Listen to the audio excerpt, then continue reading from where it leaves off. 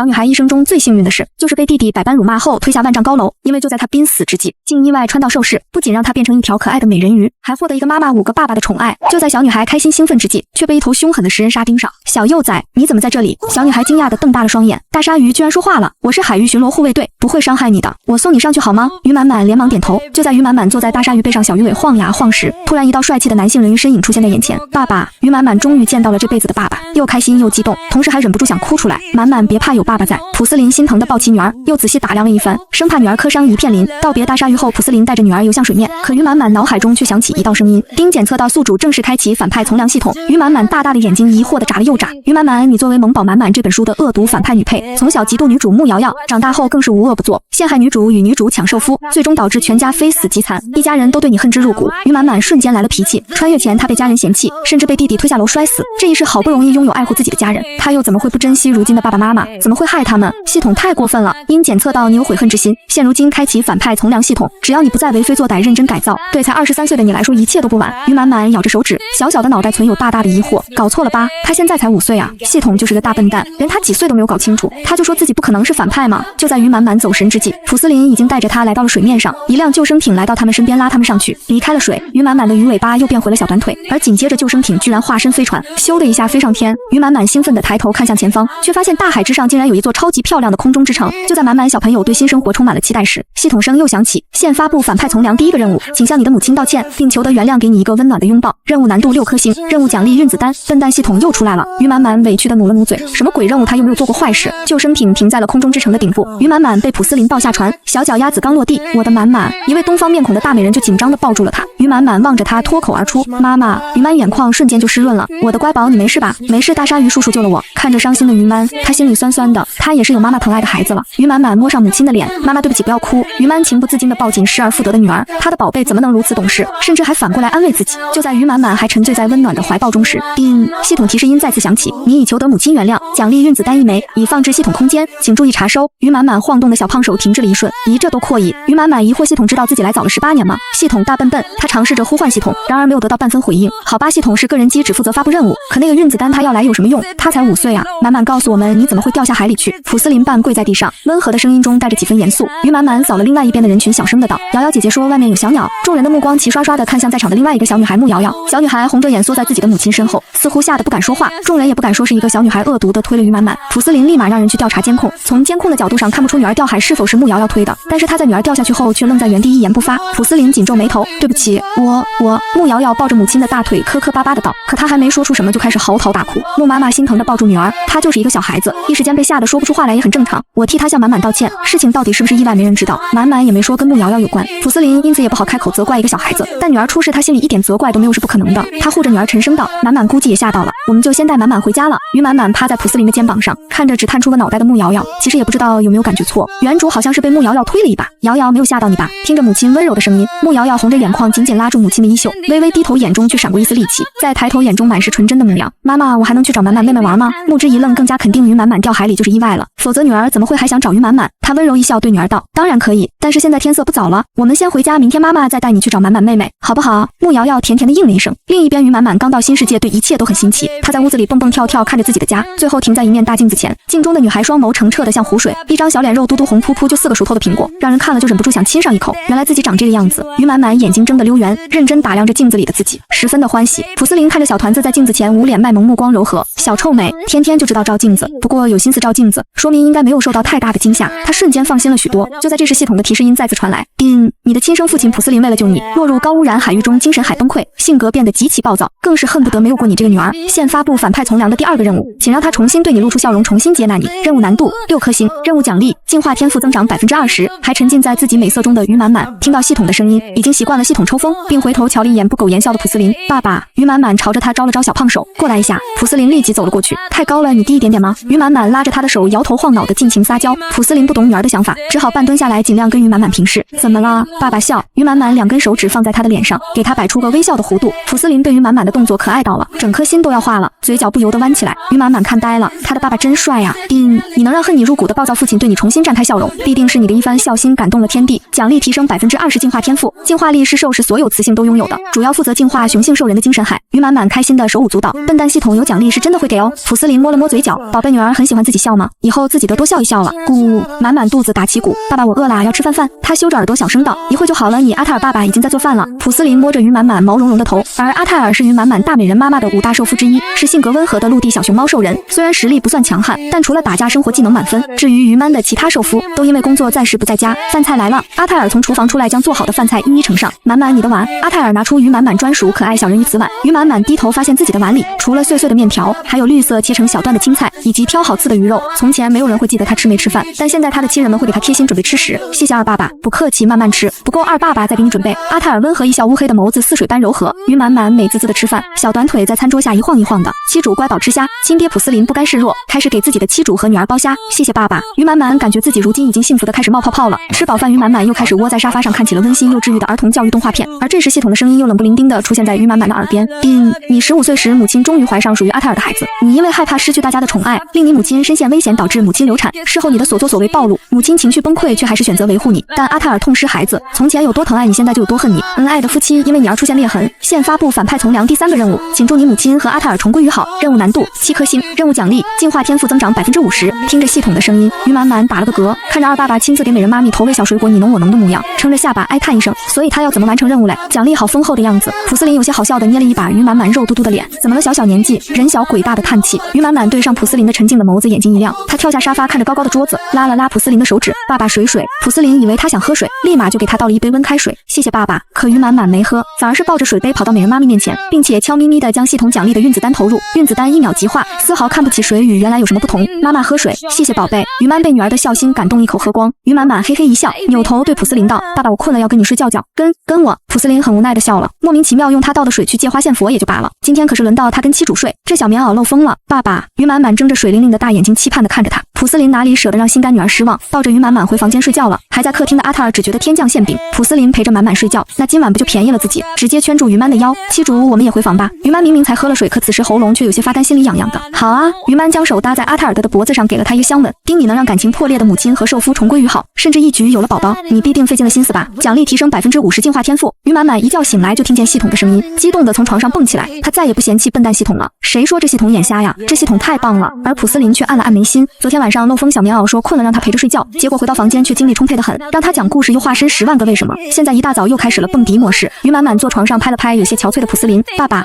满满怎么了？普斯林无奈睁眼。于满满一脸好奇的问道，爸爸进化天赋怎么用啊？问这个做为什么呀？说嘛。于满满摇着普斯林的手臂，普斯林叹息，只好敷衍的解释道，简单就是将精神力探入另外一人的精神海，帮他消除精神海的杂质就好了。哦。满满认真点头，听老爸这样说好像是很容易的样子，要不试一试？于满满这样想着也就这样做了，肉乎乎的小手已经放在普斯林的额头上，闭上眼睛尝试。忽然间他好像看见淡金色的丝线探入了一片汪洋之中，这片汪洋太大了，下面全都是大石头。什么是杂质？于满满控制着丝线拨动着地下的大石头，好像什么都没有爱。于满满翻了几块石头就累了，直接退出了那片汪洋。再睁开眼睛，他却对上了老爹不可思议的眼神。爸爸干嘛这样？人家会害羞的？普斯林连忙问道。刚刚是你进入了我的精神海，不知道啊。满满就看见了一片海，底下有好多石头。听完了于满满的描述，普斯林是彻底不淡定了。谁能告诉自己，一个5岁的萌娃是怎么突然觉醒了进化天赋？虽然每一个雌性都有进化天赋，但是一般都是在15岁时统一进行觉醒仪式，也就是只有小部分的雌性可以在15岁前自主觉醒，但是最早的自主觉醒者也是12岁啊。普斯林又惊又喜，随之而来的还有一丝后怕。幸好于满满的精神力在进入他脑海中时，他没有任何警觉，也没有抗拒半分。要是他抵制于满满的精神力，以于满满如今弱小的精神力一定会受伤，再严重一些还可能会导致于满满变成个傻子。普斯林瞬间就清醒了，背后还吓出了一身冷汗。普斯林一巴掌拍在于满满的屁屁上，不准随便使精神力，知不知道？于满满捂着小屁股瞪圆了眼睛，爸爸你怎么可以打我屁屁？再打我就不喜欢你了哦。他不要脸的吗？普斯林一脸无奈，也不管于满满听不听得懂，直接细心科普了随便使用精神力的危害。于满满嘴巴张圆，懵懵懂懂，这样子的吗？普斯林好笑的摇头，一个5岁小萌娃知道什么？罢了，以后多看着他。好了，起床吧。等女儿收拾完毕，普斯林就迫不及待的去跟妻主报告于满满觉醒了进化天赋的事情。什么？于满差点尖叫出声。听完女儿一次性就探入了普斯林的精神海，更是吓得满头汗。冷静下来后，于满道，这件事情不要声张，等莱伊回来让他给满满检查一下。莱伊是于满的第4个兽夫，是变异白色虎鲸兽人，同时是个医生，脾气很臭，但其实内心柔软极其护短。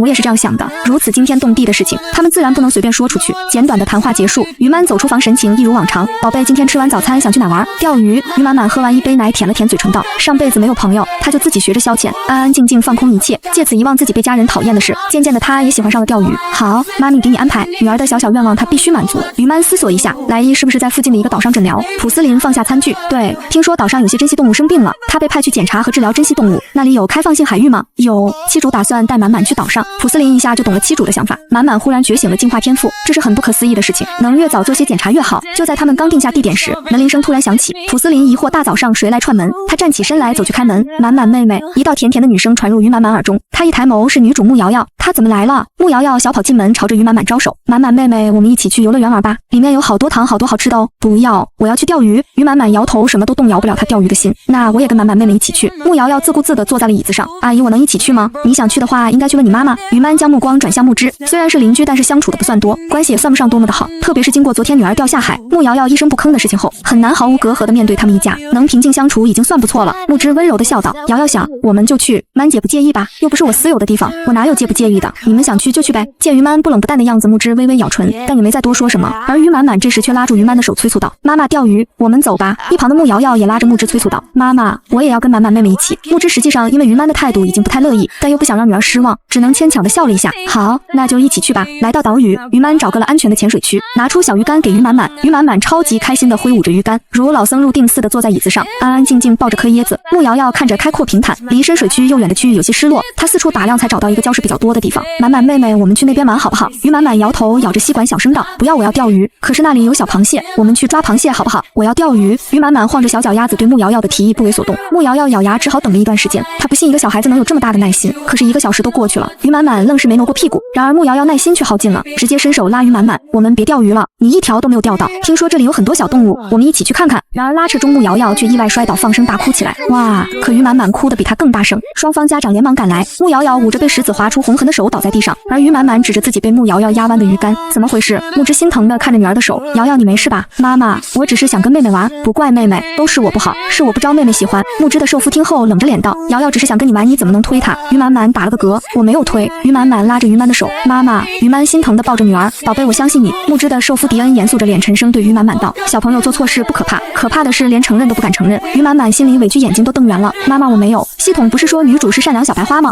为什么她不好好解释？这时普斯林站了出来，我家满满说没有，你说我家满满推的，有证据吗？迪恩反怼道，那你说于满满没有推瑶瑶，你又有证据吗？谁说我没有？我就是有证据。普斯林冷笑一声，一说有证据，所有人都愣住了，一直低着头的穆瑶瑶眼神慌乱。你有证据？于满琛怪他一眼，那你不早点说？满满都伤心了。普斯林立即讨饶，本来他只把这件事情当做个小孩子之间的玩闹，但没想到却让女儿受了这么大的委屈。普斯林立刻拿出自己的光脑记录，将拍摄到的视频以全息的方式放大播放。视频上穆瑶瑶对于满满拉拉扯扯，于满满只是缩回了手，穆瑶瑶就身形一晃摔倒了。这下迪恩憋红了脸，瑶瑶就是想跟你女儿玩而已，你女儿要是不突然收回手，瑶瑶怎么会摔？普斯林都气笑了，我女儿想怎么样就怎么样，不需要委屈自己去做自己不爱做的事。普斯林冷眼盯着迪恩，你冤枉了我女儿，给我女儿道个歉不过分吧？迪恩黑着脸觉得普斯林就是得理不饶人。对不起，迪恩性子有些鲁莽，他也是太担心瑶瑶了。穆之拉着穆瑶瑶，眼神略有些责怪地看着迪恩，既然是你错了，就给满满道个歉吧。迪恩虽然很是不满，但是妻主都这样说了，他也只能如此。闹剧过后，他们也没脸再在这里待下去了。而普斯林则把变形的鱼竿收了起来。满满还想继续钓鱼吗？想。于满满指着普斯林的大号鱼竿，爸爸跟我一起钓鱼。普斯林都想不到女儿这么小的年纪竟然会这么喜欢钓鱼。好，普斯林挥动着自己的鱼竿，将鱼钩抛得远远的。于满满双手撑着脑袋看水面，才过了一会儿，下面就有了动静。鱼，爸爸！于满满兴奋地跳起来。普斯林立即收鱼线，很快就钓上了一条浑身色彩艳丽的小丑鱼。普斯林看着那条不停甩着尾巴的小丑鱼，陷入了沉思。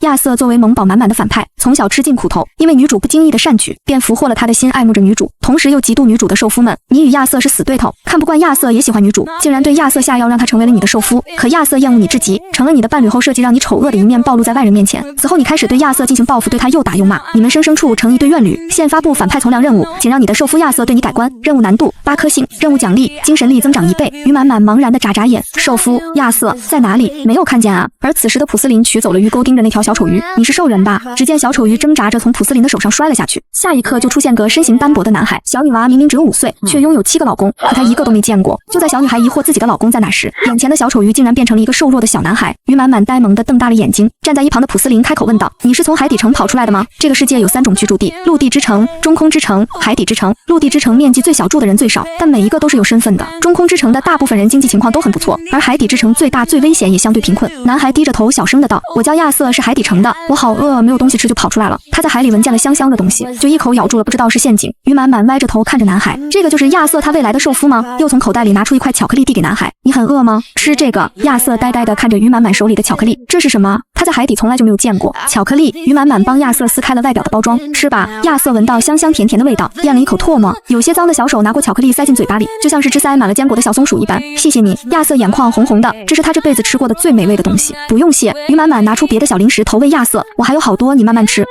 你能让厌恶你的亚瑟对你改观，甚至还对你生出了感激之情，你的善举必定感天动地，奖励提升1倍精神力。触发日常任务日行一善次数无上限。你在受夫亚瑟深陷困境时，竟然不计前嫌地帮助了他，你果真前途不可限量，未来一定会摆脱恶毒女配的结局，开启你精彩的人生。奖励授予技能卡1张，使用后可任意开通一门授予。听到系统提示音，于满满笑眯眯地看着亚瑟吃东西，似乎找到了新乐趣一般。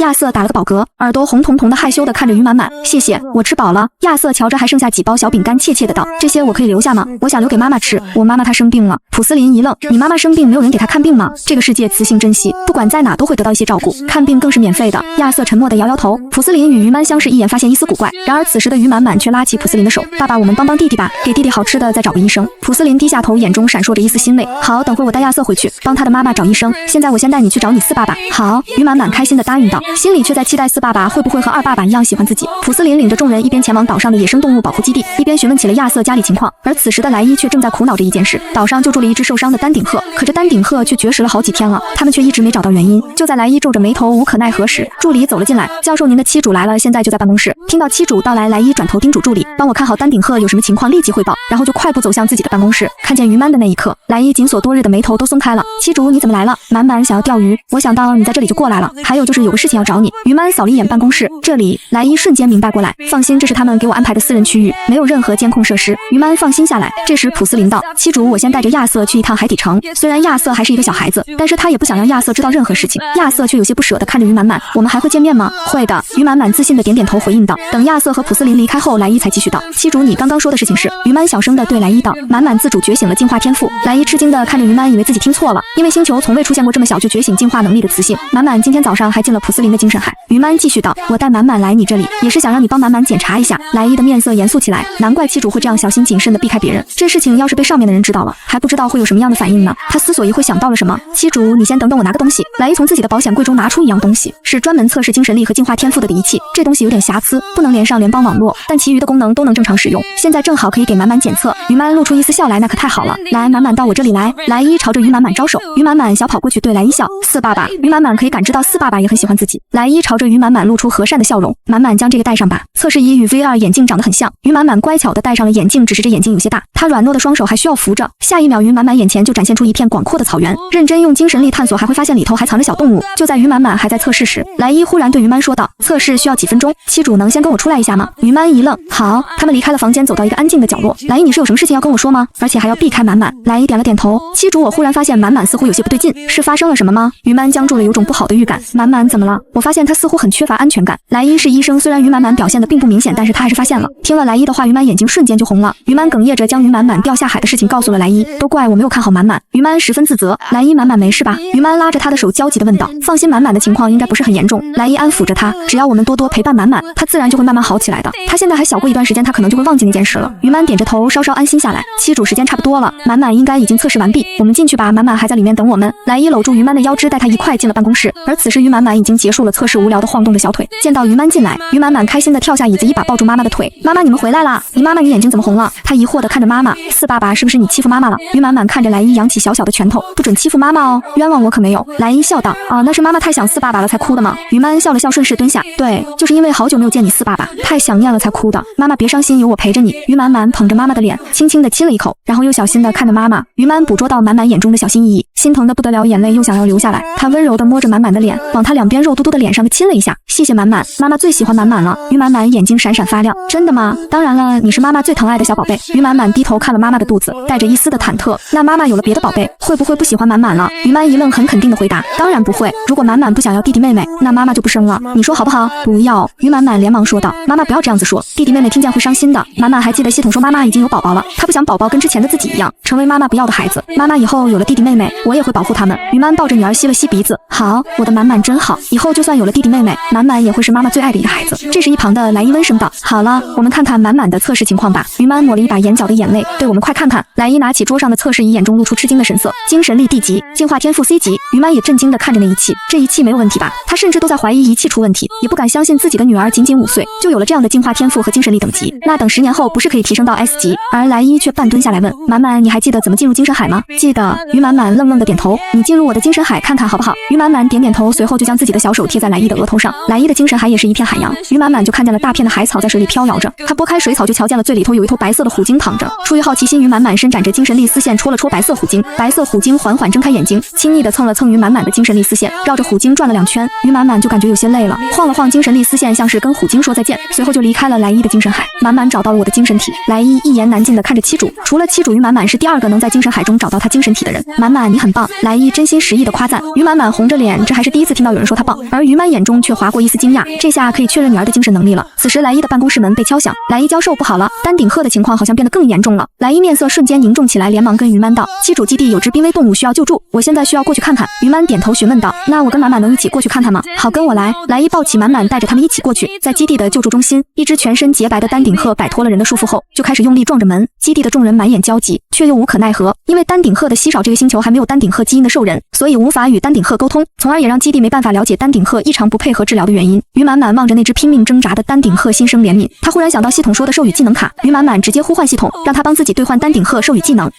已按照宿主要求兑换丹顶鹤授予技能，请查收。下一刻，于满满就听懂了里面惨叫的丹顶鹤的话，随后于满满便朝着莱伊张开了双手，四爸爸抱我。莱伊疑惑地将他抱起，怎么了？是累了吗？于满满却摇头，趴在莱伊的肩膀上，小声地说道，四爸爸，我知道他在说什么。莱伊一愣，可随即又想到满满5岁就觉醒进化天赋的事，突然又觉得满满能听懂丹顶鹤的话，也许是真的，只是满满的神奇之处现在还不能让外人知道。于是莱伊将于满满放下后，就安排在场的人先离开，这里人太多，丹顶鹤容易受惊，我亲自盯着你们先离开吧，我给他做个检查。等其他人员都离开后，莱伊将丹顶鹤交给了于满满，并在光脑上一顿操作篡改了这里监控，然后柔声对满满道，满满，你试试跟丹顶鹤交流吧。随后只见于满满和丹顶鹤歪头对视着，一旁的于满再次震惊了，他又发现了什么？自己的女儿居然能跟丹顶鹤交流。然后在咕咕的一顿叫后，于满满的表情逐渐从恍然大悟到气鼓鼓的样子。四爸爸，他说有坏人把他的伴侣抓走了，他的伴侣还怀了蛋宝宝，他说他要出去找他的伴侣。莱伊眼中闪过一丝冷光，满满，你告诉他我们会帮他找回他的伴侣，也会让那些人受到惩罚。再次回到办公室时，莱伊笑着道，多亏了满满，丹顶鹤现在已经开始自主进食了。而于满却疑惑地看着女儿，你怎么会丹顶鹤的授予？于满满张了张口，却发现自己什么都说不出来，就像是被下了禁制一般。莱伊和于满相视一眼，觉得有些奇怪，满满身上突然间就好像多了许多的秘密。满满，你是有什么不能说吗？莱伊低头问道。于满满呆呆的点头。满满会丹顶鹤的授予是因为身上不能说的秘密吗？他又点了头。这个秘密会对你造成伤害吗？于满满摇了摇头，心里在想，系统说他是反派需要改造，只要他不做坏事，系统应该不会伤害他。而于满心里却还是担忧，虽然女儿身上的秘密并没有显示出不好。莱伊摸了摸满满的头，既然如此，我们就不问了。满满，这个事情不能透露给别人知道，要藏好知道吗？不然你以后可能就会被坏人抓走，再也见不到妈妈和爸爸们了。于满满连忙点头，捂着嘴巴小声说，满满绝对不跟别人说，满满只相信妈妈和爸爸。莱伊目光柔和，对，就是这样。说完了于满满的事情，因为要等普斯林，莱伊便租了一套小公寓让于满和于满满先住下，下班后还特地购买了食材准备给妻主和满满准备丰盛的晚餐。就在莱伊在厨房忙活时，于满正在跟满满展示精神体，教满满如何控制精神力。于满满听得很认真，眼睛一刻也没有离开妈妈的精神体。于满的精神体非常漂亮，就像是一条蝴蝶里又长又飘逸的鱼鳍，就像是仙子身上披着的绸缎。我以后也可以变出这么漂亮的鱼吗？于满满眼睛都是发着光的。于满温柔地笑道，当然可以了，以后满满也会学会的。于满的精神体甩动着鱼尾游到满满的身边，随后蓝色的鱼儿又凭空吐起了七彩的泡泡。于满满伸出手轻轻一戳，泡泡就破了，真好玩。于满满心里暗暗发誓，一定好好学习，早点画出精神体。这时莱伊温柔的声音传来，吃饭啦，饭菜都做好了，妻主尝尝看，看看我的技术下降了没有。莱伊夹起一块清炒虾仁，亲自喂给于满，很好吃。于满夸赞道。于满满看着甜甜蜜蜜的妈妈和爸爸，小腿一晃一晃的。第二天早上，于满满揉着惺忪的睡眼起床，满满睡得怎么样？有没有做噩梦啊？于满柔声问道。很好哦。于满满呆萌的看着妈妈回答道。早餐一会就做好了，妻主稍等一会。满满，我做了你爱吃的肉馅小笼包。莱伊的声音从厨房传来。谢谢四爸爸。于满满嘻嘻的笑。四爸爸，我今天还可以去看丹顶鹤吗？你想去就去，基地救助站还有许多动物，你也可以去看看。好。满满开心的吃着小笼包，眼睛都要眯成一条缝了。三人吃完早饭来到基地，就得知了另外一只丹顶鹤已经被救出的消息。于满满开心极了。这时系统提示音响起，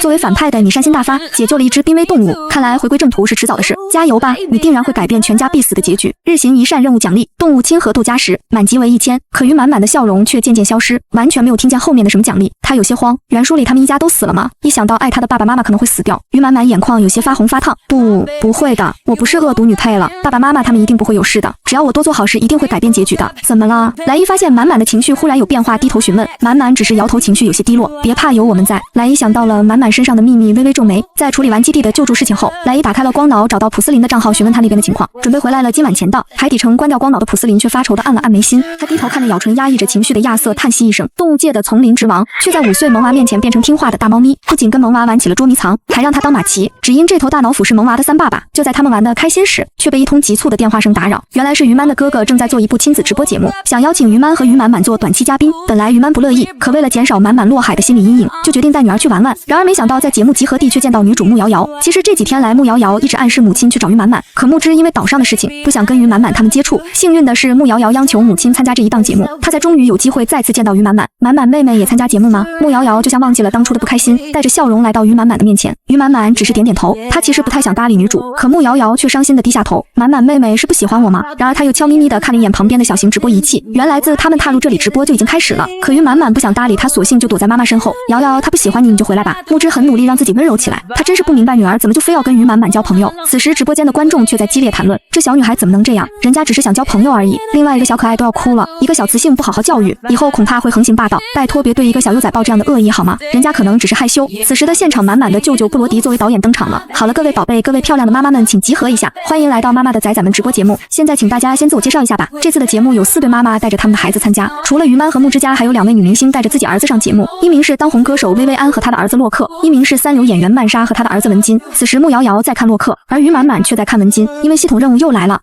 文金是女主穆瑶瑶坚定的守护者，你的死对头，他打乱你的计划，帮助女主揭穿你的计谋。你恨他趁着他精神海混乱，将他卖到了黑心动物园。如今他终于从黑心动物园里出来了，将要对你进行致命报复。鉴于文金也不是什么好人，当下最好的办法就是打败他。现发布反派从良任务，打败你的死对头文金，让他亲口承认他输了。任务难度8颗星，任务奖励气运值加10。于满满看着酷酷的小男孩，低头看了一眼自己的小拳头，又看看比自己壮比自己高的文金，最后决定不能打架，妈妈一定不喜欢他打架。这时布罗迪的掌声响起。好了，自我介绍结束了，我们现在开始来个小小的热身吧。大家各自派出自己家的小朋友来猜拳，我们决定今天每个家庭的住宿环境。听了这话后，于满满眼睛一亮，立刻积极的举起小手，我要先来，我要先来。布罗迪瞬间感动，还是自己的小外甥女好啊，这么积极的响应节目互动。而此时的于满满可没想到这些，她只是激动的指着文金，我想跟文金哥哥猜拳。突然被点名的小文金抬起头，有些愣愣的，然后微笑的点头站了出来。于满满雄赳赳气昂昂的站在小文金面前，握着小拳头，他要赢。1、2、3，第一轮于满满是石头，小文金出了布。于满满瘪嘴，再来。结果第2局于满满又输了，哦，好可恶！于满满撅了个小嘴巴，屁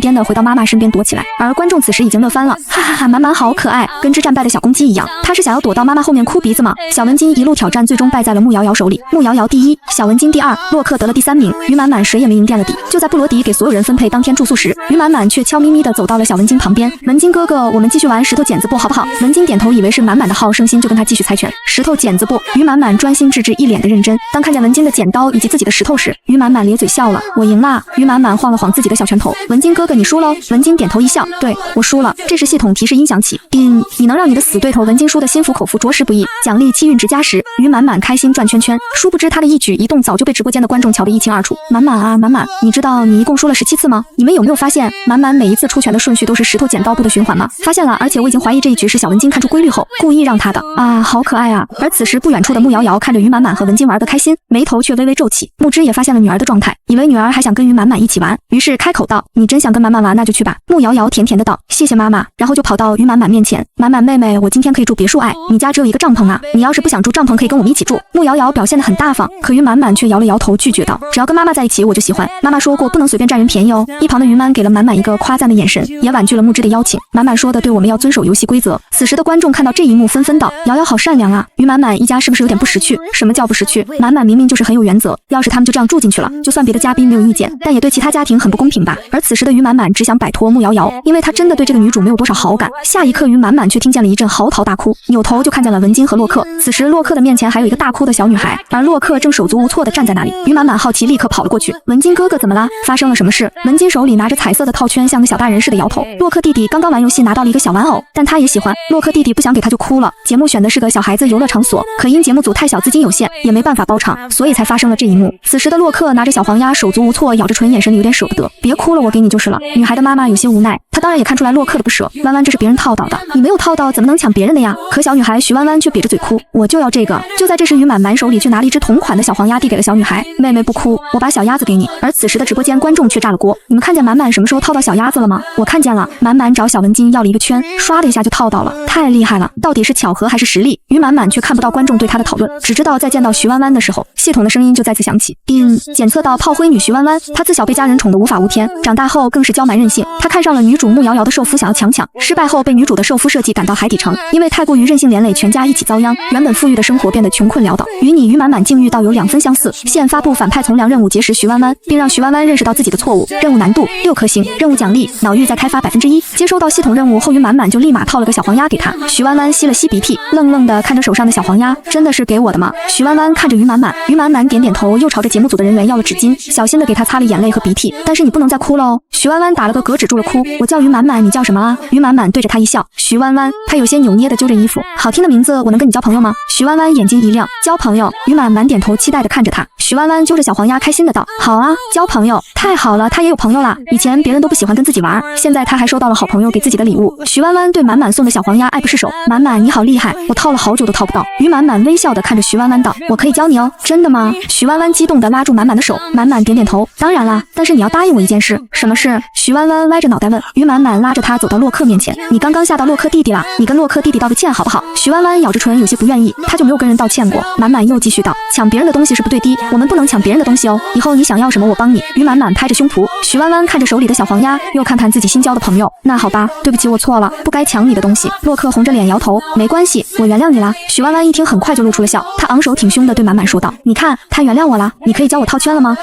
你让徐弯弯认识到了自己的错误，带着他向上向善，只要好好改造，你们都会得到美好未来。奖励脑域再开发1%。一瞬间，于满满好像觉得自己的脑子更加清明了些，开心的拉着徐弯弯，好啊，我们一起套圈圈。而一旁的穆瑶瑶却瞪大了眼，这还是徐弯弯那个刁蛮任性的大小姐。看着眼前的这一幕，穆瑶瑶瞬间感到一丝不快。一旁负责照看穆瑶瑶的工作人员感觉到她的情绪低落，连忙问道：瑶瑶你怎么啦？怎么不去玩啊？穆瑶瑶脸上带着几分失落，天真的问道：哥哥，为什么满满妹妹不和我玩？没有，满满是在哄小妹妹，等她回来就会找你玩了。穆瑶瑶点头。而穆瑶瑶委屈巴巴的样子瞬间就惹得直播间的观众心疼起来。于满满太过分了，怎么能抛下我们瑶瑶一个人？而瑶瑶还一心想着于满满，殊不知人家早就忘记他这个朋友了。直播间前的满满三爸爸宋晨眼眸微凝，才开播不到1天，满满却被骂了好几次。小崽子在家怎么着也是千娇万宠的，就连他的老虎头都敢骑上来。这些胡乱发言的网友瞬间让他上头，站在他肩膀的精神体小老虎嗷呜一声，呲着牙非常不开心。宋晨打开自己的光脑，在上面操作了一番，紧接着2条通知信息就出现在了一所科技公司的高管群里：一拦截一切对于满满不友好的言论，并追踪不文明言论的 IP 账号；1次警告，2次直接封号；2所有公司人员给满满投票，这个月的绩效奖金翻倍。看到群里一片老板威武，小的这就去的回复，宋晨的心情这才好了起来。可第2天的节目现场却发生了意外，就在众人努力完成节目组任务时，一道凄厉的叫喊声惊吓到所有人。啊！救命啊！有退化种跑出来伤人了！于满脸色一变，怎么会出现退化种？退化种就是兽人基因融合不稳定导致逐渐退化成兽形。要知道，精神海的安全阈值不达标或者基因不稳定的兽人都是不允许出现在公共场合的。这里是岛上度假地，更不可能出现危险的兽人吧？然而此时一旁的曼莎脸色微变，将身边的小文巾推给于满，当我看着点他，我去就回。还没有等于满答应，曼莎便直接朝着混乱的人群中冲去，速度快的一眨眼就不见了。此时混乱的人群中，一个半退化的兽人双目通红，一双手已经变成锋利的兽爪，疯狂地朝着周围的人袭击。曼莎却冲上前，用巧劲掰住兽人的手。失去理智的兽人嘶吼着对上曼莎的脖子就咬去，周围的人都吓得不敢多看一眼。曼莎的大长腿却抵住兽人的喉咙，然后狠狠将他撂倒在地，手肘往他头上的部位一击，失控的兽人便晕倒了。不到1分钟时间，曼莎就制服了对方，比周围的安保来的速度都要快几步。所有人眼神中充满了对曼莎的佩服。看着昏迷的半兽人于满走向曼莎，关心道：你没事吧？你也不怕遇到危险吗？曼莎却淡定的摆摆手：没事，我在部队里待过，身手还算可以。你待过部队当过兵？于满满眼吃惊：那你怎么进娱乐圈了？我以前手受过伤，不适合待在哪了。曼莎笑笑，眼中夹杂着一丝苦涩。就在2人交流时，被曼莎击晕的半兽人瞬间忽然醒了过来，安保一时间没有反应过来，就被他挣脱开，并且直接扑向了没有防备的于满2人。小奶娃明明才5岁，系统却说他害死了全家，每天都给他发布地狱级反派从良任务，可小奶娃只是卖萌撒娇就完成了，只因系统早来了18年。此时妈妈正带着小奶娃参加综艺节目，然而节目现场却出现了意外，一个半兽人突然精神失控冲向了于满，曼莎立即将于满护在身后，冲上前与半兽人搏斗，安保人员也赶忙上前协助将半兽人按住，可暴走的兽人力气极大，众人有些难以招架。就在这时，一尾冰蓝色的蝴蝶里精神体围绕在兽人的上方，淡淡的蓝色精神力丝线进入了他的精神海。暴走的兽人瞬间目光微微呆滞，不再挣扎了。所有人都被这一幕惊呆了，这是 S 级进化师才拥有的能力。就在众人寻找这位顶级进化师在哪里时，却发现他们认为走后门进入节目的于曼，此时手中却散发着光芒，神情专注指挥着蓝尾蝴蝶里精神体。周围的人瞬间安静下来，不敢打扰一分。然而却突然出现一个雌性冲着于曼大吼：“不准引救他，他是我的兽夫，他的死活我说了算。”一旁的曼莎冷着脸将雌性拦下：“不许打扰，别逼我动粗。”雌性在帮助兽人安抚精神力的时候，要是被强行打断，雌性很可能会遭到反噬。联邦法庭也有规定，雌性在安抚精神海时被恶意打断，可以认定对方在故意谋杀。可这名雌性不但不害怕，还极度的傲慢嚣张。你敢动我？你知道我是谁吗？你知道我姓什么是谁的女儿吗？我要把你们都赶到海域喂鱼。曼莎眸色越发的冷，直接捂住了雌性的嘴，把她带远一点。而此时的于满满咬着唇，这个人说要把妈妈丢进海域，谁都不能欺负我的妈妈。于满满红着眼眶，在心里默默呼唤了系统。之前他一直都在行善事，得到了不少的奖励，其中就得到了一张特殊的卡，他可以利用这张卡吩咐周围的小动物帮忙做一件小事。于满满盯着雌性周文，他做了那么多的好事，偶尔做一件坏事，给自己的妈妈出出气，也不过分吧？然后天空突然就飞来一群麻雀，盘旋在周文头顶，忽然就掉下了许多不明白色物体。噗呲，不知道谁先一步笑出了声，紧接着周围的人都开始憋笑起来。于满满看周文倒霉了，也不由捂嘴笑，嘿嘿，系统的东西还真好用，想欺负我妈妈满满才不是吃素逼。周文瞬间彻底崩溃，尖叫着逃离现场，而满满却关心地看向曼莎。曼莎阿姨，你没事吧？满满还记得曼莎阿姨是个好人，是她保护了妈妈，不然妈妈可能就受伤了。满满放心吧，我没事。曼莎也没想到第一个关心自己的竟然是别人家的小幼崽，真可爱啊！想要不像自己儿子招人嫌，也不会撒娇卖萌。就在曼莎忍不住抚摸满满可爱的脸蛋时，一道娇里娇气的声音传来：“满满妹妹。”于满满都不用回头就知道是何方神圣。木之牵着女儿走来，出事的时候他们离这里也不是很远，不过没赶上前，万一伤到就糟了。木之关心地问道：“你们没事吧？刚刚瑶瑶还关心你们呢。”满满妹妹，你没事吧？木瑶瑶脸上很是关切，但心里却很失望。兽人突然抱起离于满满这么的近，可是他却发现于满满连点皮都没有伤着。于满满摇头表示没事，可随后把目光转到另外一处，却伤心地道：“妈妈，我们的花花坏掉了。”原来刚才现场的情况有些混乱，于满只能护着满满和小文金，至于他的2筐花被踢踢踹踹散了一地，直接被踩得稀巴烂。这些花是他们在节目中要售卖掉换取生活费的。木瑶瑶鄙夷，于满满脑子里装的都是些什么奇奇怪怪的关注点，不就是几朵花吗？哪里至于，蠢死了！他上辈子到底是怎么被于满满算计的？妈妈，我们没了花花，是不是就赚不到钱，买不了好吃的啦？于满满扯着于满的衣服，我不想妈妈挨饿，放心吧，不会的。于满微笑着摸了摸女儿的脑袋，可等他们找到一家餐厅时，却发现原本身上的几百块钱只够他们吃2碗青菜面，连颗蛋都加不起。就在母女2人尴尬的对视时，一个小豆丁像炮弹似的从侧面冲过来。满满，你怎么不来找我玩？许弯弯嘟着嘴，声音中充满幽怨。弯弯，满满惊喜地拉住他的手，妈妈，这就是我新交的好朋友哟。许弯弯眼睛亮堂堂的看向于曼，阿姨好，您真漂亮。弯弯也漂亮。于曼微笑看着许弯弯，然后询问道：“你爸爸妈妈呢？”爸爸妈妈在后面，他们太慢了。许弯弯指向身后，刚说完，徐颖就进了餐厅。自从跟满满分开后，许弯弯就一直吵着要找满满。徐颖已经知道满满正在拍摄一档直播节目，就打开直播观看，还通过直播间看了兽人暴动的全过程。弯弯不是个耐得住性子的，一定要找满满。徐颖也只好带着他过来这家餐厅。你好，我是徐弯弯的妈妈。徐颖也知道于曼现在的困境，笑着道：“满满是弯弯的好朋友，今天我请你们吃饭吧。”节目组让他们自己解决今天的吃饭问题，可没有说不能让人请客。这天中午，于曼托女儿的福吃了一顿豪华大餐。下午的时候，徐弯弯就要拉着满满去家里玩，不行喽。满满却摇头：“我们还在录节目，我要跟妈妈去做任务。刚刚节目组已经发布了新任务，只要完成了任务，就能获得今天晚上的食材。任务很简单，只要去野生动物保护中心做半天的饲养员。”然而当于曼带着满满来到考拉馆，看着趴在树上的吃着树叶忽然开始发呆的考拉，一时间有点无措起来，要怎么给考拉体检？还好节目组给每个家庭安排了专业的饲养员辅助，饲养员给于曼讲了如何抱考拉，于曼点头，眼神却是猛的，让考拉宝宝把他的手当作树干一样抱住。妈妈加油！满满在一旁给于曼加油鼓劲。于曼戴上手套开始尝试，一个下午没几位妈妈是好受的，多多少少都遭受了点身心折磨。庆幸的是任务完成了，也获得了今晚的食材。然而让众人没想到的是，昨天节目组给出来的食材好歹是已经处理好了的，而这次鱼虾都还是活蹦乱跳的。导演，你想让我们杀鱼吗？薇薇安满脸愁容，我们可是娇滴滴的雌性啊。布罗迪却直接耍无赖道：“你们自己分工，我就先撤了哈，拜拜。”4位妈妈面面相觑。我虽然会做菜，但是我不敢杀鱼。木之直接后退了2步。我煮个青菜还行，就把青菜就交给我吧。鲨鱼我也不敢，还有那虾我也是不太敢碰的。薇薇安看着差点跳出盆的大虾，面容失色。那就我来吧。曼莎却无所谓道：“堕落种他都杀了，还怕一条鱼？”可事实证明，鲨鱼跟杀堕落种还是很有区别的。啪！看着掉在地上跳来跳去的海鱼，曼莎死死皱着眉头。要帮忙吗？曼莎抬头看着只探出一个脑袋，却不敢迈进一步的于曼。算了吧。那好，搞定后叫我。于曼瞬间将腿撤回去，而曼莎是死如归一般捡起鱼刀起刀落，直接把鱼头剁了。然后要干嘛来着？10分钟后，曼莎走出厨房，鱼搞定了。众人又忙活了1个多小时，终于吃上了饭。别说他们的菜看着倒都是色香味俱全，快尝尝吧。木之十分自信的道：“我做鱼还是不错的。”薇薇安十分热情的哇了一声：“好香，一定很好吃。昨天你做鱼就很香。”他拿起筷子就夹了一点鱼肉入口，可下一刻他面色微僵，这鱼味道好像有些奇怪。木之愣住了，尝了一下，发现鱼肉竟然带着一丝苦味，这是怎么一回事？木之连忙吐掉了鱼肉。我明明一直都是这样做的啊！面对众人的蒙圈，满满却举起小手手：“怎么了？你想上厕所？”于满看着女儿问道，满满却摇头道，不是，妈妈，我听说鱼的胆子破了鱼会变苦哦。上辈子于满满一开始并没有被母亲带在身边，而是被送到了乡下外婆家住过，有些知识也是他那个时候学的。这时系统的提示音突然响起，冰，你为大家好心科普，此为一善，气运值+1。于满满眼眸微亮，还可以这样子，太好了。曼莎忽然一阵恍然，哦，难道是我处理鱼的时候没注意把鱼胆弄破了？他从来就没有处理过鱼，真不知道啊。曼莎摸了摸鼻子，抱歉啊，都是我不好，害你白做了一道菜。木之笑容微僵，没事，你也不是故意的，那就吃虾吧，这虾还挺不错的。曼莎拿起一只大虾，木之做的是白灼虾，捞起来后还特意摆了盘。可就在曼莎剥开虾壳后，忽然发现虾背上好像有条黑色的线，这个是什么？曼莎挑开发现有点脏，我知道。于满满再次举起手，阿姨，这个叫做虾线，是虾的肠子哟，虾的胃在她的脑袋上。冰，你怀着良善之心为大家科普不知道的小知识，奖励增加1%精神力哟，满满真是聪明。曼莎笑着夸赞一句，而木之的脸色就有些尴尬了，一连做了2道菜，结果2道都出了问题。而此时的弹幕直接笑喷了，雌性就是雌性，一点生活常识都没有。满满宝贝知道的真多，我家那小子就知道阿巴阿巴。一顿晚餐虽然不完美，但众人还算满意。然而第二天却又出现了意外，天才刚刚亮起，于满满就醒了，满满顶着鸡窝头，眼睛都睁不开，像钓鱼一般点着脑袋。于满也是表情呆滞，节目组一大早上就把他们喊起来，这里有一份关于宝贝的任务卡，请接收。于满满眨了眨眼，直到任务卡放在他的面前，他还没有缓过神来。任务，于满满打了个哈欠，眼角分泌出困意的泪水。什么任务？请宝贝亲自出门给妈妈购买早餐。满满，这里离最近的早餐店只有1公里，你要独自去早餐店给妈妈买早餐哦，不然妈妈就要饿肚子了哦。妈妈饿肚子。满满嘟着嘴，不要妈妈饿肚子。于满满掀开小被子，打着哈欠爬起来，好困，但不能让妈妈饿肚子，他要起床给妈妈买早餐。于满满闭着眼睛刷牙洗漱，然后提着节目组给他的小篮子出门了，就往前走到十字路口，然后左转，再走到下一个十字路口右转，早餐店就在花店旁边，知道吗？于满满睁开沉重的眼皮，好，满满加油。于满满握起小拳头给自己打气，我一定可以，妈妈我出门喽。于满满一边走一边嘟嚷着，直走，左转，右转，直走，左转，右转。满满妹妹，一声响亮的声音传到于满满的耳边，于满满一个机灵，剩下的瞌睡虫都跑了。于满满刚一回头，穆瑶瑶就跑了过来，满满妹妹你要去做什么？穆瑶瑶兴奋地问道。给妈妈买早餐。于满满展示了一下自己的小篮子，我也是，那我们一起走好不好？穆瑶瑶直接拉住了她的手，于满满刚想把手抽走，可穆瑶瑶却踉跄一下扑向了她，并且把她压在身下。哼，于满满毫无准备的被当成了肉垫，背后疼，后脑勺也疼。小女孩只是摔了一跤，却让百万网友惊呼，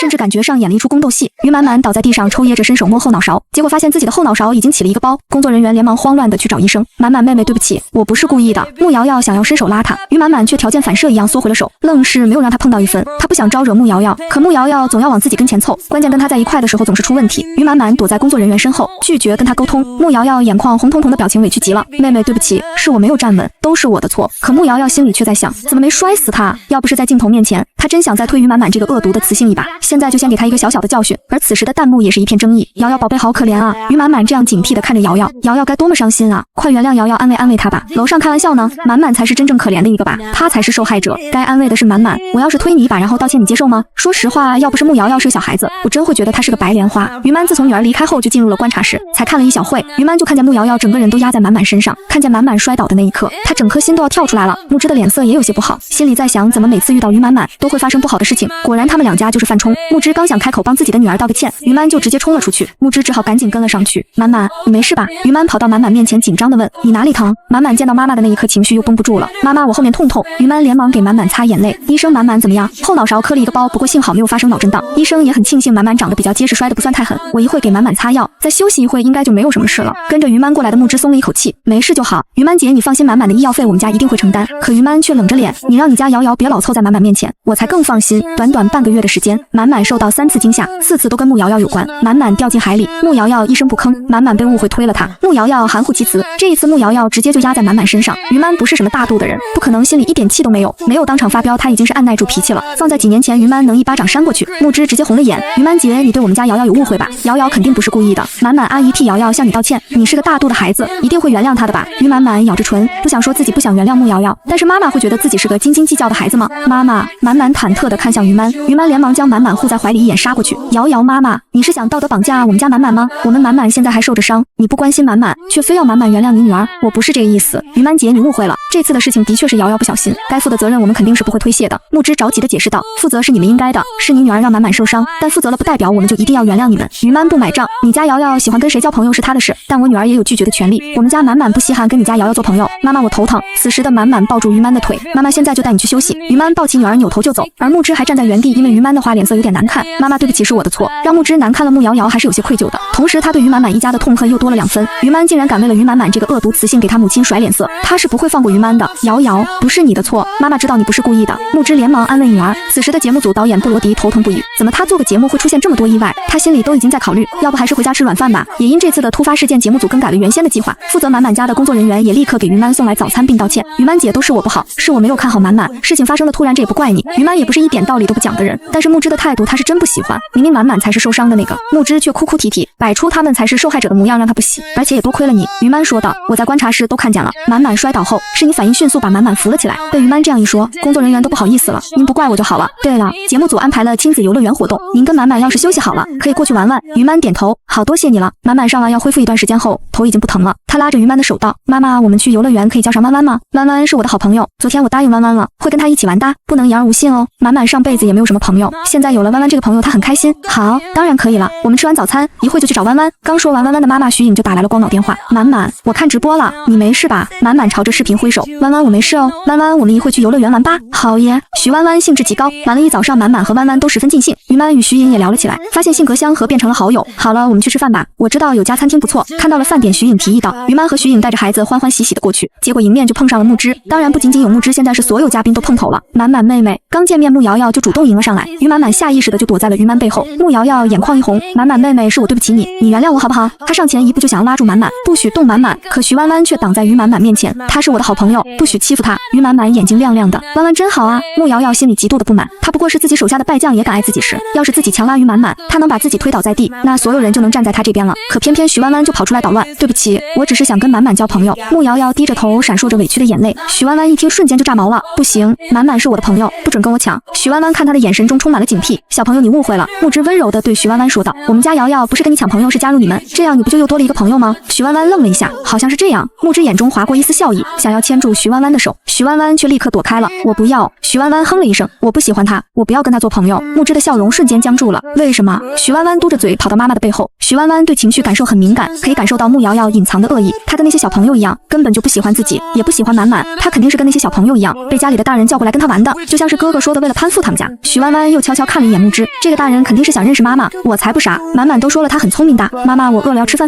徐弯弯朝着妈妈撒娇，好好好，我们去吃饭。这几天女儿交了新朋友，乖巧得很。徐颖不知道多高兴呢，不过是不想跟别的小朋友玩而已，这有什么？只要女儿不闯祸，她都要谢天谢地了。于满姐，不如我们就一起吃饭吧。木之又连忙说道，你看我们正好可以聚在一块，今天都没有看见你，我还以为你不在游乐园呢，原来是跟这位女士在一起啊。于满皱眉，总觉得木之话里有话。徐颖瞧了木之一眼，内心冷笑，像木之这样的人他可看得太多了。好啊，那就一起吧。徐颖笑了一下，他倒是想要看看这个雌性到底想要干嘛。此时的弹幕是看热闹不嫌事大，这场面看着和谐，但我总觉得暗流涌动。木之好像在阴阳怪气嘲讽于满不合群。嚯，打起来打起来，我爱看。这位女士贵姓？木之好奇地问道。是带女儿来这里旅游的吗？我叫徐颖，就住在这边。徐颖还没有坐下，只给了旁边的服务员一个眼神，对方立即就给徐颖倒上一杯茶。徐女士，这是您爱喝的云雾茶。众人一看就知道徐颖是这里的常客。木之愣了一下，眼角余光瞥了瞥于满。于满的运气可真好啊，沾了自己女儿的光，结交了个贵族大小姐。但凡住在陆地之城的，他们都在背后称一声贵族，因为他们非富即贵，有权有势。原来是这样，我叫木之，能喊你徐姐吗？木之原本想结交一下，可徐颖却一点面子不给的道，算了吧，我还没有跟你熟到可以姐妹相称。木之眼中闪过一丝恼意，不再说话。而一旁的薇薇安身处娱乐圈，自然也是想多认识几个贵族，连忙打开菜单，看向徐弯弯，小宝贝们，你们想吃些什么？我要吃这个，这个超级好吃哦。徐弯弯就坐在满满身边，看一下就点了4、5个菜，而且还想继续给好朋友多介绍些好吃的。点完吃的，徐弯弯又拉着满满道，满满，这里有好多好玩的哦，我们一起去玩吧。薇薇安也赶紧催促自家儿子，洛克你跟文金哥哥也去玩吧。而穆瑶瑶也拉着木之的手，妈妈我也想跟洛克弟弟玩。木之立马微笑着点头，去吧。木之发现最近自己的女儿就很喜欢跟那卷毛小子玩，可于满看着女儿离开，心里却有些紧张，这么多小朋友在，也有跟随的人，满满应该不会出事吧，他都要被穆瑶瑶吓出阴影来了。然而几分钟后，不好了，他们打起来了。